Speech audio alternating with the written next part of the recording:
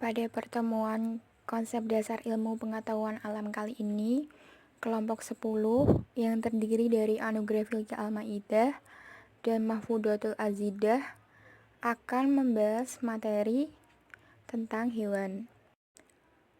Submaterinya yang akan dijelaskan kali ini adalah tentang 1. Taksonomi hewan, 2. Bagian utama hewan, 3. Fungsi bagian-bagian hewan, 4. Klasifikasi hewan, 5.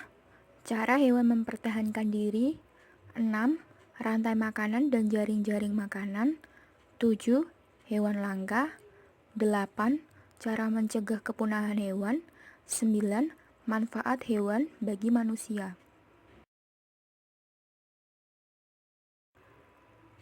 A. Taksonomi hewan.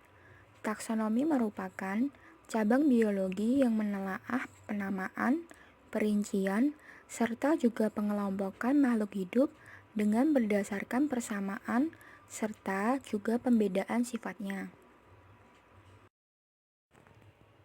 Nah, teman-teman, ini adalah salah satu gambar contoh takson pada hewan dari tingkatan paling tinggi sampai tingkatan paling rendah. Yang pertama, dari yang paling tinggi ada kingdom, yaitu merupakan tingkat takson tertinggi dengan jumlah anggota takson terbesar. Untuk hewan sendiri disebut dengan kingdom Animalia. Yang kedua, filum, merupakan takson di bawah kingdom.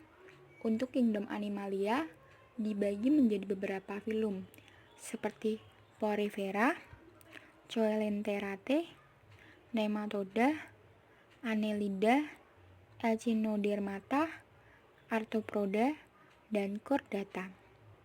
Yang ketiga adalah kelas atau klasis, ialah pengelompokan pada takson setiap filum berdasarkan persamaan ciri-ciri tertentu. Yang keempat ada ordo, ialah pengelompokan pada takson kelas yang berdasarkan persamaan ciri-ciri khusus. Yang kelima famili, anggota pada takson setiap ordo disebut dikelompokkan lagi ialah menjadi beberapa famili dan berdasarkan suatu persamaan ciri-ciri tertentu. Ya, keenam ada genus atau marga, anggota pada takson setiap familia tersebut yang kemudian dikelompokkan lagi menjadi beberapa genus dengan berdasarkan suatu persamaan ciri-ciri tertentu yang lebih khusus lagi. Yang terakhir ada spesies, ialah tingkatan pada takson paling dasar juga paling rendah. Anggota takson spesies tersebut mempunyai paling banyak persamaan ciri dan juga terdiri dari organisme yang jika melakukan suatu perkawinan secara alamiah dapat menghasilkan suatu keturunan yang fertil atau juga disebut dengan subur. Bagian-bagian utama hewan dan fungsinya. 1. Burung. Memiliki paruh, fungsinya untuk makan atau mengambil makanan. Sayap, fungsinya untuk bergerak atau terbang. Ekor, fungsinya untuk menjaga keseimbangan burung saat terbang. Kaki, fungsinya untuk berjalan dan hinggap di ranting pohon. Telapak, fungsinya untuk mencengkram mangsa, juga untuk bertengger pada pohon.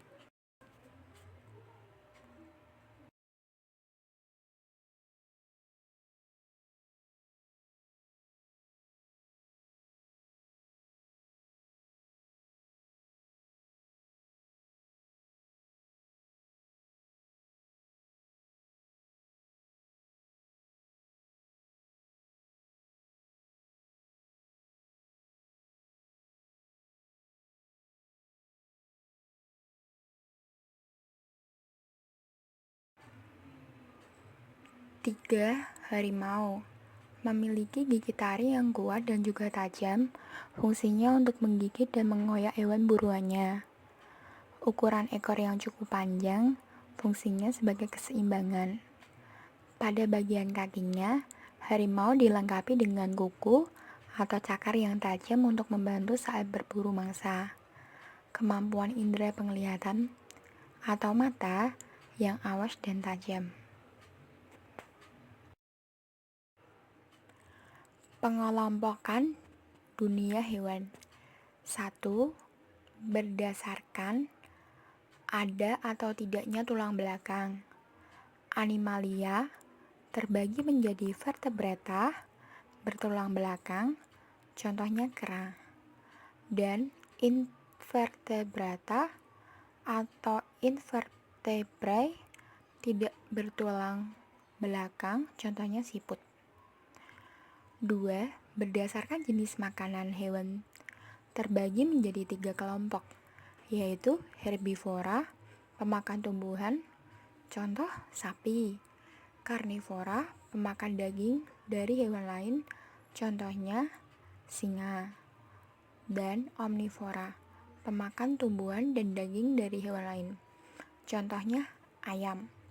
3. Berdasarkan simetri tubuh hewan dibagi menjadi 2 kelompok, yaitu simetri bilateral, tersusun atas 2 sisi yang bersebelahan, contohnya ikan, dan simetri radial, bentuk tubuh melingkar atau bulat, contoh bintang laut. 4. Berdasarkan tempat hidupnya, hewan dikelompokkan menjadi 3 kelompok, yaitu hewan yang hidup di darat, contohnya gajah, hewan yang hidup di air, contohnya ikan, dan hewan yang hidup di darat dan di air, atau bisa disebut dengan hewan amfibi, contohnya buaya. Contoh klasifikasi hewan. Pada kali ini kelompok 10 mengambil contoh dari singa yang memiliki kingdom Animalia. Ini adalah kerajaan hewan. Dan berfilum Chordata atau hewan vertebrata, berkelas Mamalia, hewan menyusui, berordo Carnivora, hewan pemakan daging, famili Felidae atau bangsa kucing, genus Panthera atau segala jenis kucing besar seperti singa, harimau, dan jaguar, spesies Leo atau singa. Nah, teman-teman, ini merupakan salah satu contoh gambar dari klasifikasi hewan.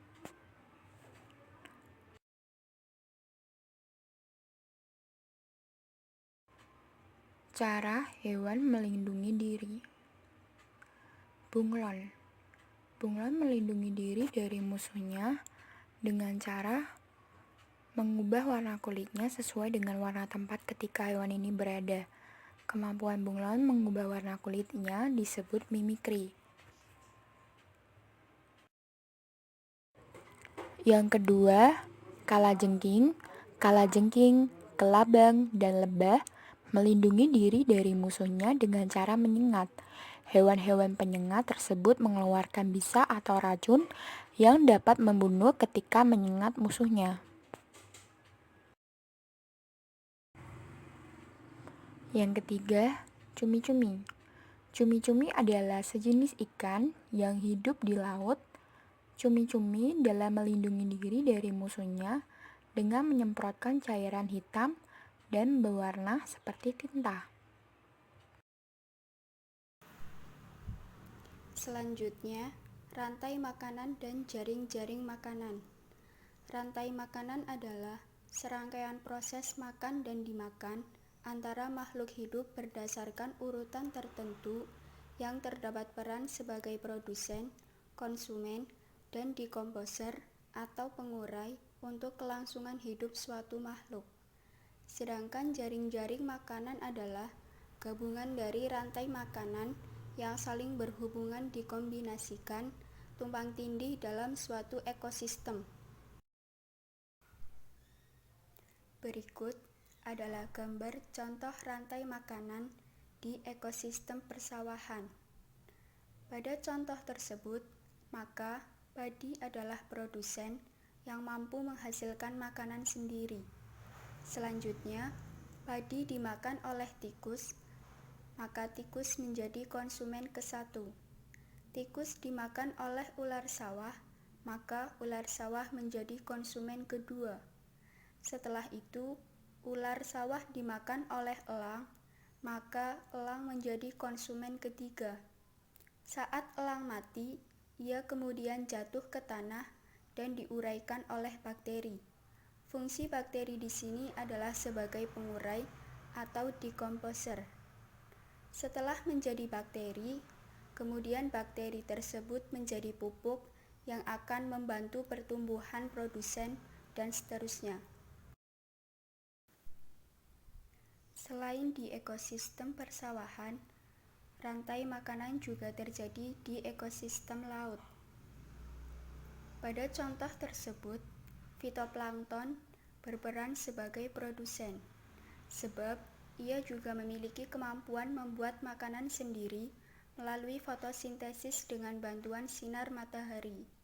Selanjutnya, fitoplankton akan dimakan oleh zooplankton sebagai konsumen ke-1.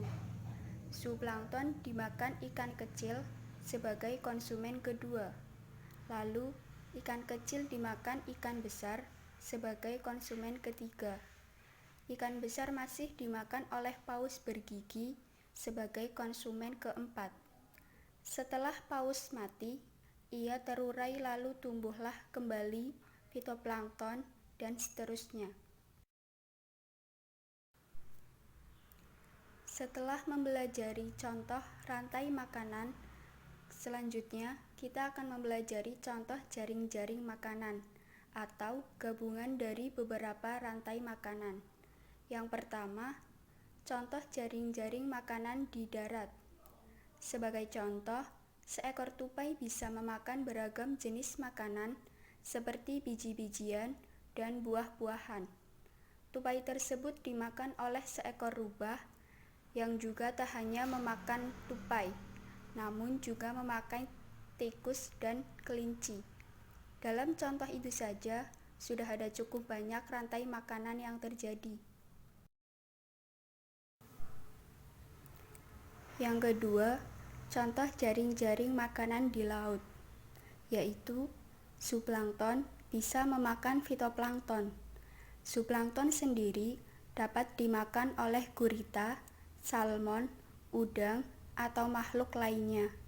Gurita, salmon, dan udang tersebut kemudian dimakan oleh hiu atau paus. Setelah itu, hiu dan paus mati, yang kemudian diurai oleh bakteri yang ada di laut. Submateri selanjutnya adalah hewan langka.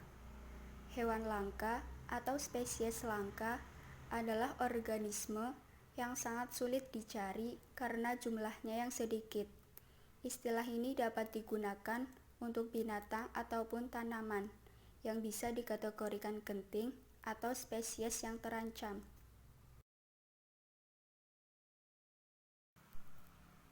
Yang pertama, kita akan membahas hewan-hewan langka yang ada di dunia. Salah satu hewan langka yang ada di dunia, yang pertama, glasswing butterfly, hewan dengan sayap tembus pandang yang memukau. Kupu-kupu ini memiliki habitat di hutan lembab dan kebun yang berlokasi di Amerika Tengah. Karena tampilannya, hewan ini memang cukup sulit untuk ditemukan. Yang kedua, ada California condor, burung terbesar di Amerika Utara yang nyaris punah. Burung ini memiliki lebar sayap hingga 3 meter, dan burung ini sempat punah dari alam liar. Kemudian, sebanyak 27 ekor burung California condor yang tersisa ditangkap untuk dimasukkan ke dalam program pengembangbiakan. Meskipun sudah melalui program tersebut, populasi hewan ini masih terbilang sangat kecil. Hewan langka yang ada di dunia selanjutnya adalah Madagascan fish eagle, burung asal Madagaskar yang habitatnya terancam hancur. Populasi burung ini hanya tersisa sebanyak 120 pasang saja. Selanjutnya, yang keempat Ada udang mantis, makhluk hidup paling berwarna di bumi. Kulit luar dari hewan laut yang satu ini menampilkan warna oranye, hijau, merah, dan biru yang cantik.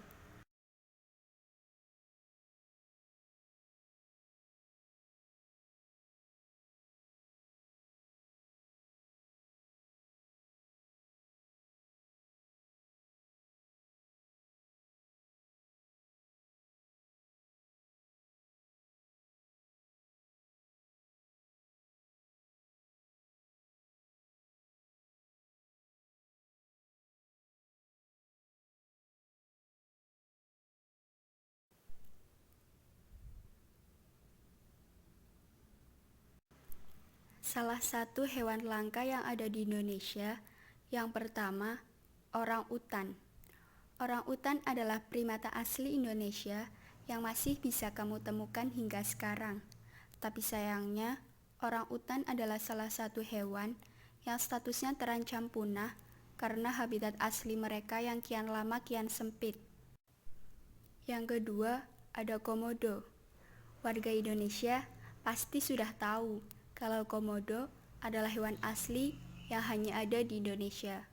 Komodo adalah spesies kadal monitor yang terbesar dan terpanjang di dunia yang ukurannya bisa mencapai 3 meter dengan berat hingga 70 kg. Lalu yang ketiga, ada merak. Merak adalah burung yang berukuran cukup besar dan punya bulu penuh warna nan cantik. Bulu merekalah yang membuat merak menjadi hewan yang sangat terkenal. Maka dari itu, kecantikan dari burung ini perlu kita lestarikan dengan menjaga rumah asli mereka. Dan hewan langka yang keempat adalah harimau Sumatera. Harimau Sumatera adalah salah satu hewan langka di Indonesia yang keberadaannya sudah terancam punah. Jumlah dari hewan ini hanya ada sekitar ratusan saja hingga saat ini dan sudah harus kita perhatikan sekali kondisinya. Setelah mengetahui berbagai macam hewan langka yang ada di dunia maupun yang ada di Indonesia, selanjutnya kita akan membahas cara mencegah kepunahan hewan. Sebagai sesama makhluk hidup, sudah seharusnya menjadi tugas untuk saling melindungi agar tidak terjadi kepunahan pada hewan-hewan tertentu, demi menjaga kelestarian binatang yang bisa dibilang unik dan memberikan varian alam lebih beragam. Misalnya dengan cara mempelajari tentang satwa langka, melindungi konservasi, memperhatikan alam, tidak memelihara secara pribadi, serta menindak pelaku perburuan hewan dan pembakaran hutan dengan tegas. Nah, materi yang terakhir adalah manfaat hewan bagi kehidupan manusia. Hewan memiliki manfaat yang sangat besar bagi kehidupan manusia.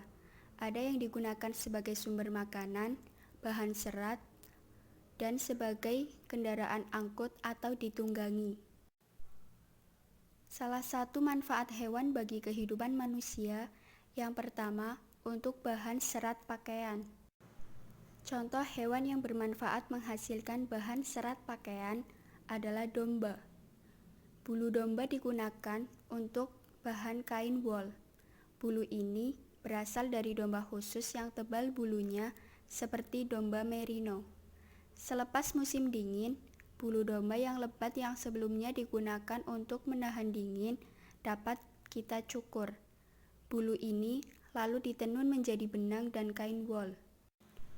Manfaat hewan bagi manusia yang kedua untuk bahan makanan. Misalnya sapi, ayam, dan ikan lele yang menghasilkan daging untuk dimasak. Manfaat yang ketiga untuk alat transportasi. Misalnya kuda yang digunakan untuk ditunggangi atau untuk menarik kereta. Dan yang terakhir, manfaat hewan bagi manusia sebagai hiasan. Hewan dengan penampilan menarik juga dapat digunakan sebagai hiasan. Misalnya ikan koi yang ditempatkan di akuarium. Demikian materi yang dapat kami sampaikan, kurang lebihnya kami mohon maaf. Semoga materi ini dapat bermanfaat. Sekian dari kami, terima kasih.